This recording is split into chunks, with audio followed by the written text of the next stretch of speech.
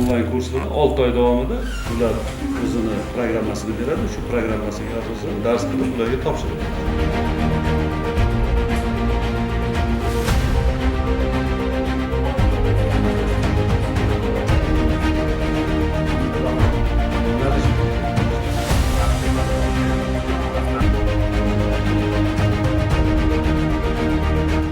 Ma'lumki, davlat organlari faoliyatining ochiqligi va aholi bilan bevosita muloqotni yo'lga qo'yish bugungi kun talabi hisoblanadi.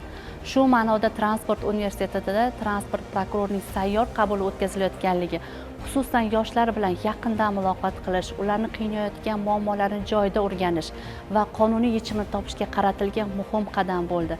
Bugungi kunda sayyor qabul davomida talabalar, professor o'qituvchilar hamda universitet xodimlari tomonidan transport sohasiga oid qonunchilik, mehnat munosabatlari, ta'lim jarayoni, xavfsizlik masalalari va boshqa dolzarb yo'nalishlar bo'yicha murojaatlar bildirildi.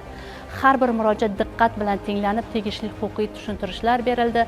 Ayrim masalalar bo'yicha aniq chora-tadbirlar belgilab olindi. Ayniqsa transport prokurori tomonidan yoshlarning huquqiy ongi va huquqiy madaniyatini oshirish, qonunchilik talablariga rioya etish, huquqbuzarliklarni oldini olish masalalari yuzasidan atroflicha fikrlar bildirildi.